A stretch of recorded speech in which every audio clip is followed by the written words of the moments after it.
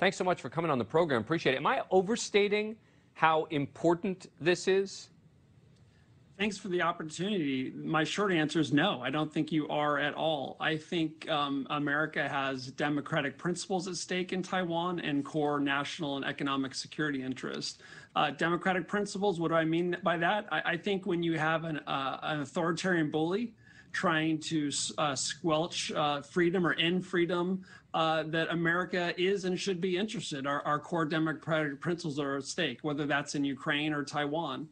And I think we also have core economic interests there. Taiwan is a leading producer of semiconductors. A lot of important maritime traffic goes through the Taiwan Strait. And if Beijing were successful in conquering Taiwan, America's ability to protect its core interest in that part of the world, and including along the first island chain, would be much, much weaker. And I think many would have to conclude that America is a weakened and less credible power, and you'd see a lot of nations deciding that they need to bandwagon with China rather than maintain their independence or side with the United States. So, but what is the U.S.'s option? I mean, so they move forward. They make a decision they're going to attack, try and conquer Taiwan. The U.S. sends the U.S. military in to war with China? Yes. So the longstanding U.S. policy, as codified in the Taiwan Relations Act, is that we think this conflict should be resolved peacefully, and that force should not be used. And up until recent years, that there really hasn't been an option for Beijing because the U.S. military has been so powerful.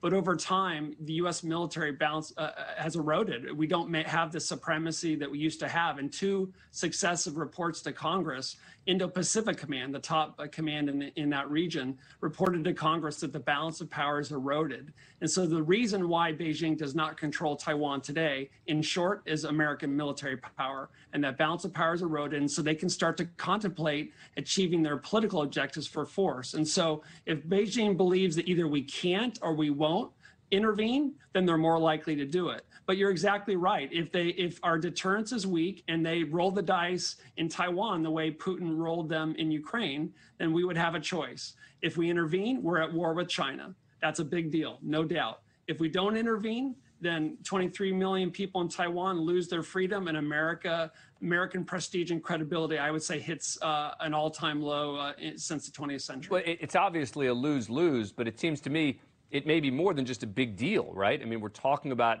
the possibility of a global war with China, which seems like the scariest thing I can possibly imagine. No doubt. When I think of the kind of world I want for my children and maybe someday grandchildren, I think what's going to shape that in large part is the relationship between the United States and China, because we're the two largest economies, the two largest powers. I want peace with China, but my study of history, and as someone who's focused on national security for many years, is that the best path to achieve that is for America to be strong. When we're strong, we deter aggression. That deterrence failed in Ukraine, and that's why we saw Putin's invasion. And if it fails in Taiwan, the consequences could be even worse for Americans, in my view.